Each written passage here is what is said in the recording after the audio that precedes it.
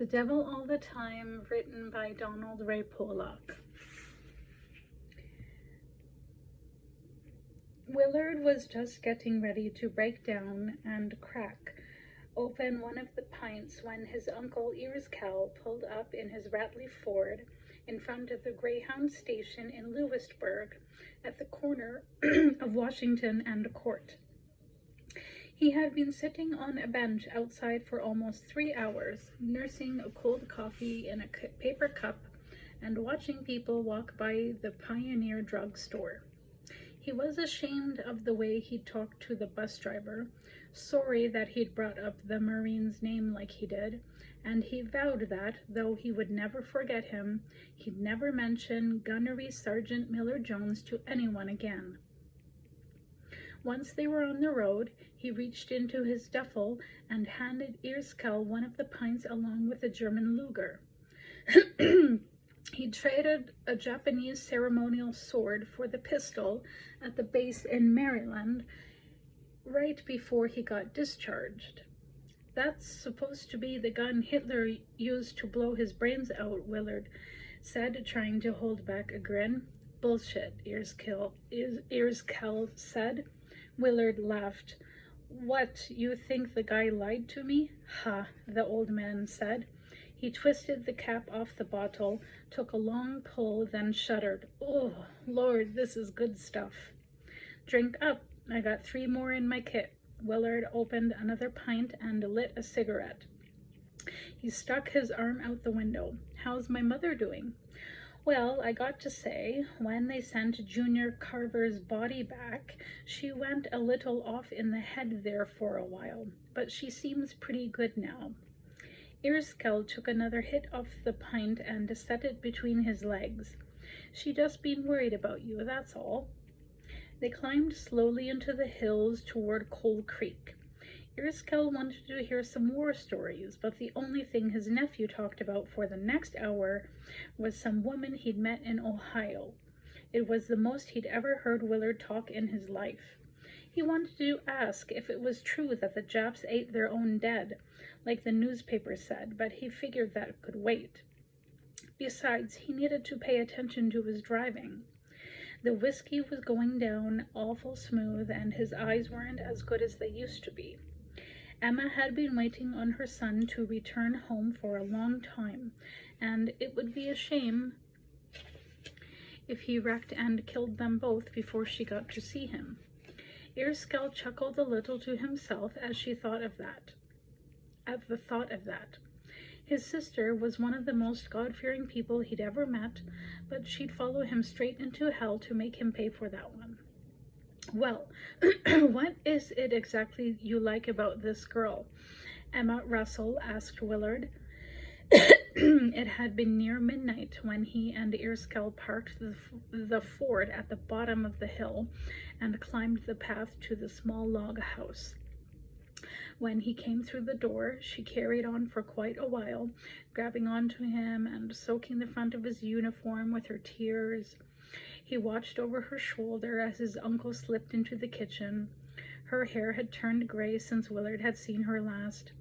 "I'd ask you to get down with me and thank Jesus," she said, wiping the tears from her face with the hem of her apron, "but I can smell liquor on your breath." Willard nodded.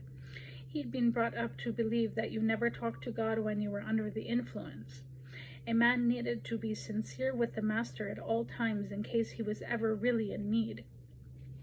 Even Willard's father, Tom Russell, a moonshiner who'd been hounded by bad luck and trouble right up to the day he died of a diseased liver in a Parkersburg jail, ascribed to that belief. No matter how desperate the situation, and his old man had been caught in plenty of those, he wouldn't ask for help from on high if he had even a spoonful in him. "Well, come on back to the kitchen," Emma said. "You can eat, and I'll put on some coffee. I made you meatloaf." By 3 in the morning, he and Earscow had killed 4 pints along with a cupful of shine and were working on the last bottle of store-bought.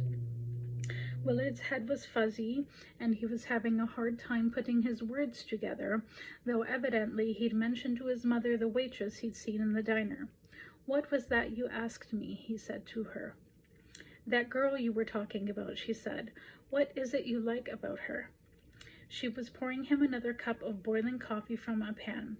Though his tongue was numb, he was sure he'd already burned it more than once. A kerosene lamp hanging from a beam in the ceiling lit the room. His mother's wide shadow wavered on the wall. He spilled some coffee on the oilcloth that covered the table. Emma shook her head and reached behind her for a dish rag. "Everything," he said. "You should see her." Emma figured it was just the whiskey talking, but her son's announcements that he'd met a woman still made her uneasy. Mildred Carver, as good a Christian woman as ever there was in Coal Creek, had prayed for her junior every day, but they'd still sent him home in a box. Right after she heard that the pallbearers doubted that there was ever even anything in the casket, as light as it was, Emma started looking for a sign that would tell her what to do to guarantee Willard's safety. She was still searching when Helen Hatton's family burned up in a house fire, leaving the poor girl all alone.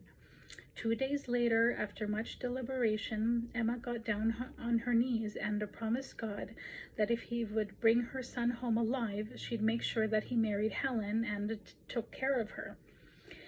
But now, standing in the kitchen looking at his dark wavy hair and chiseled features, she realized she'd been crazy to ever pledge such a thing.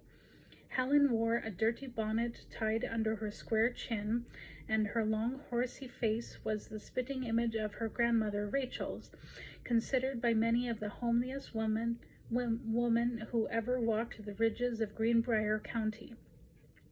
At the time, Emma hadn't considered what might happen if she couldn't keep her promise. If only she had been blessed with an ugly son, she thought.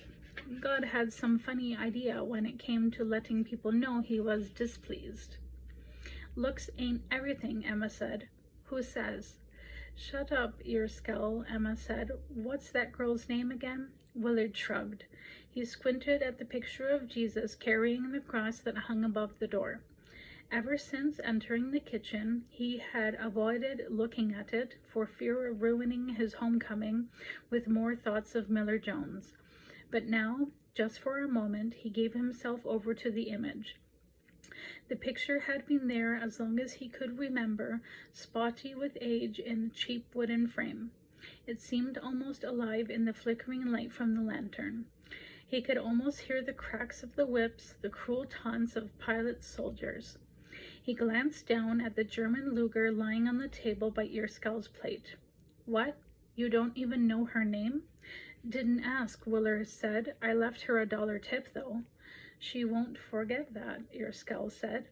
"Well, maybe you ought to pray about it before you go traipsing back up to Ohio," Emma said. "That's a long ways off." All her life she had believed that people should follow the Lord's will and not their own. A person had to trust that everything turns out just as it's supposed to in this world.